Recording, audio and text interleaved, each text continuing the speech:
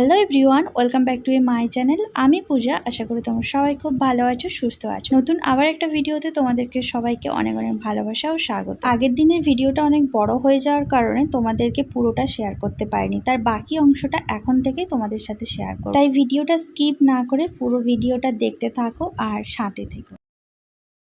এই যে দেখতে পাচ্ছ, পুরো খাটময় জুড়ে আমি সব একদম জামা কাপড় এইভাবে রেখে দিয়েছি, কারণ প্রচুর গরম হয়ে আছে তো, একটু ঠান্ডা হয়ে যাক তারপরে এগুলোকে পাট করব। প্রচুর মানে ওখানে যে গিয়েছিলাম, ওখান থেকে আসার পরে সেদিন আর সময় পাইনি, তার কালকে রাত্রেবেলা এগুলো সব কাচাকাচি করেছি। যেগুলো পরেছি সেগুলো তো কেচেছি, আর বাকি একটা দুটো যেগুলো পরা হয়নি সেগুলোও কেচেছি। কারণ কি বলো তো, একই সাথে এসেছে তো, ঘাম টামগুলো সবই জামা কাপড় নষ্ট করে দেবে, তার জন্য সব যা ছিল সব কেচে দিয়েছি। তো এগুলো ঠান্ডা যখন হবে তারপর গুছাবো। অবস্থাটা দেখেছো কি হয়েছে? ওদিকে জামা কাপড়গুলো সব তুলে নিয়ে এসে খাটে রাখলাম, ফ্যানটা চালিয়ে দিয়েছি, একটু হাওয়া লেগে যাক। জামা কাপড়গুলো যা তাপ হয়ে আছে, এরকম গরম জামা কাপড় কোনোদিনও ভাঁজ করে আলমারির মধ্যে রাখা উচিত না।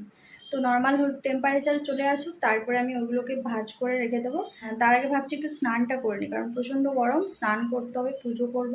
মোটামুটি প্রায় সব কাজই শেষ হয়ে গেছে। রান্নাঘরে রান্নাবান্না করে একদম মুছে টুছে ক্লিন করে নিয়েছি। আর তোমাদের দাদাভাইকে বললাম যে তুমি স্নান করো না, আমাকে বলছে না তুমি আগে স্নান করো, তারপরে তোমার স্নান করে পুজো করতে করতে আমারও স্নান হয়ে যাবে। চিকেনটা বসিয়ে দিয়ে তো ভিডিও এডিট করছিলাম, ভিডিও এডিট করে ভিডিওটাকে আপলোডে বসিয়ে দিয়েছি। আশা করি আজকে ভিডিওটা দিয়ে দিতে পারবো তোমাদেরকে, মানে আগের দিনের ভিডিওটা, আজকের ভিডিওটা না। তো কারণ আমার তো এমনি সানডে হলে ভিডিও এডিট করার সময় থাকে না, ওই জন্য আগের দিন করে নিই, কিন্তু কালকে সময় পাইনি, তো তার জন্য আজকে এডিটটা করলাম। এমনিতেই আমি একদিন গ্যাপে গ্যাপে ভিডিও দিই, তারপরে আবার কোনো কোনো দিন 2 দিন 3 দিন গ্যাপ হয়ে যায়, তাতে কি হয় রিচটা ডাউন হয়ে যায়। তো এমনিতেই তো ভিউজ সেরকম হয় না, যেটুকু হয় সেটাও যদি বন্ধ হয়ে যায় তাহলে তো মানে কষ্টটা বেকার হয়ে যাবে, তাই না? তো চলো বেশি ভাট না বকে স্নানটা করি, পুজোটা করি, তারপরে আবার খাওয়ার সময় তোমাদের সাথে দেখা হচ্ছে। এখন স্নান করে চলে এলাম, চুলটা চিরুনি করব, সিঁদুর পরব, আর স্নানটা করার পরে কি যে শান্তি লাগছে কি বলবো।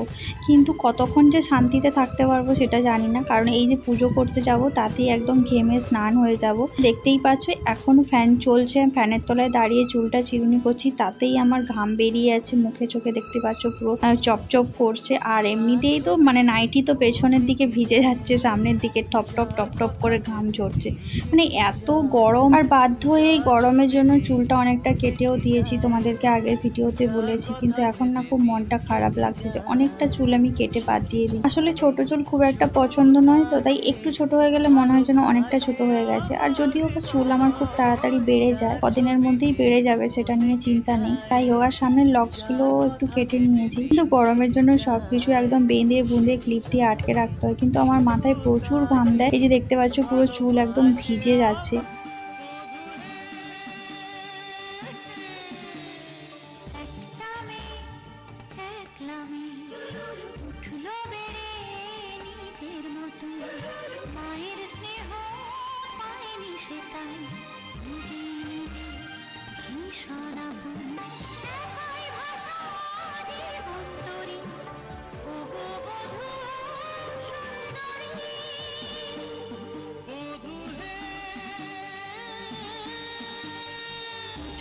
সিঁদুর সিঁথির পরে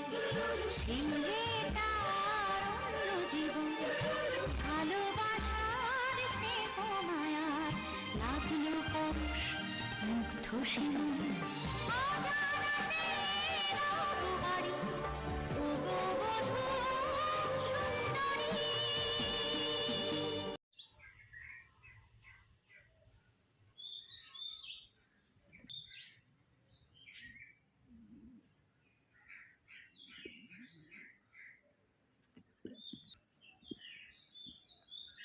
পুজো দেওয়া কমপ্লিট হয়ে গেছে দেখতেই পেলে, আর এখন দুপুরের খাওয়ার জন্য রেডি করছি। আর তোমাদের দাদাভাই টেবিলে এসে বসবে না, খাবার সব দিয়ে রেডি করে তারপরে তাকে ডাকতে হবে, না হলে বাবু এসে বসে থাকলে মাথা ওনার গরম হয়ে যায়, তার জন্য খাবারটা একবারে রেডি করেই তারপরে ডাক।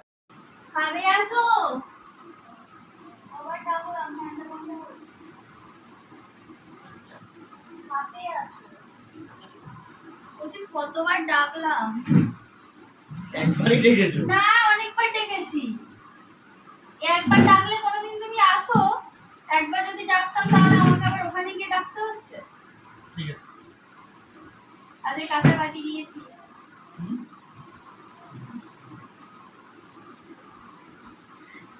প্রতিদেব এখন খেতে বসেছে। আজকে দুপুরে লাঞ্চ হচ্ছে। তোমরা তো দেখেইছো কি কি রান্না হয়েছে, আলু কিমা ভাজা আর ওই সাউর ভাজা আর হচ্ছে চিকেনের একদম পাতলা ঝোল তো দিয়েছি। গরম লাগছে প্রচুর, ঘেমে যাচ্ছে, আমিও ঘেমে যাচ্ছি, দেখো সেও ঘেমে যাচ্ছে, ফ্যান চলছে অথচ, কিন্তু এই বাইরের যে তাপ না, পুরো হাওয়াটা পুরো গরম টেনে নিয়ে আসছে বলো। আর ওইদিকে আমি দরজাটা একটু খুলেছিলাম, ওই বারান্দার, যদি হাওয়া আসে, বাবা গরম তাপ আসছে, ওই দরজাটা লাগিয়ে দিতে হবে। ঠিক আছে চলো তুমি খাও, আর আমিও একটু খাবার নিয়ে খেতে বসে যাই। গো ম্যাঙ্গো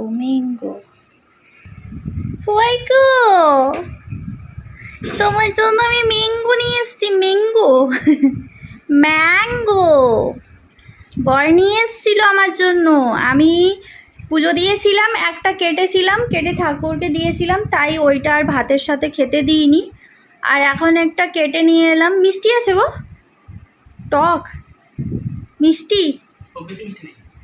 দেখেছো কানে হেডফোন লাগিয়ে রাখলে কেমন হয়, এক বলি আর এক শোনে। মিষ্টি বলছি না, টক বলছি না, সবেতেই মাথা নেড়ে যাচ্ছে। কেমন লাগে বলো তো? তোমাদের বাড়িতে এরকম কোনো কার্টুন আছে নাকি? যদি থাকে খুব সাবধান, হ্যাঁ, জীবনে জ্বালাতনের শেষ নেই। বাবা কতগুলো খেয়ে নিয়েছে, একটা আম পুরো খেয়ে নিয়ে আরেকটা আমের খেয়ে নিয়েছে। একটা খাও, আটি খাও, আমি খাবো না। খাচ্ছিলে তো বেশ, যেই বললাম অমনি হয়ে গেল। একটা এটা খাও, আমি দুটো আমি খাবো না। রাখো, পরে খাবে, এখন ইচ্ছে করছে না, বেশ উসুল দাও। খেয়ে নিচ্ছিল সব, যেই আমি এটা খেতে বললাম এটা খাবে না, পুরো সব ছালগুলো খেয়ে নিয়েছে।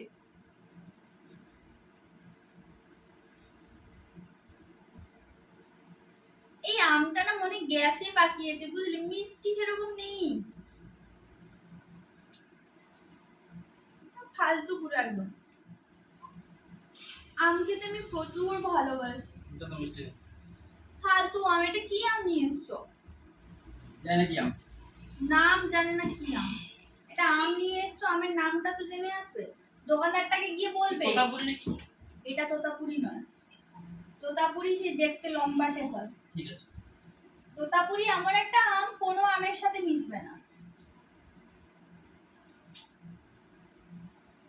কত শখ করে কেটে নিয়ে এলাম, একটা পুজো দিয়েছিলাম তো, আর ভাবলাম যে আরেকটা কাটি, একটু নরম নরম লাগছে, একদম ভালো না খেতে, মিষ্টি টক টক। চলো আমি আমটা খেয়ে নিই, তোমরা চ্যানেলটাকে সাবস্ক্রাইব করো, সাথে থাকো।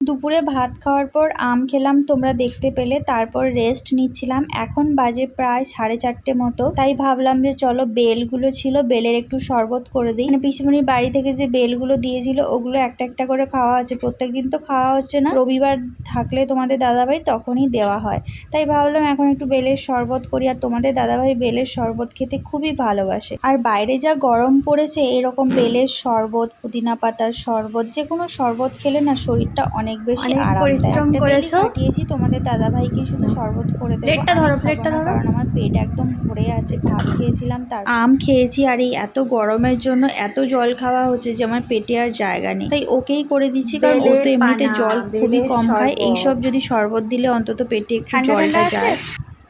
বরফ দিয়ে দিয়েছি।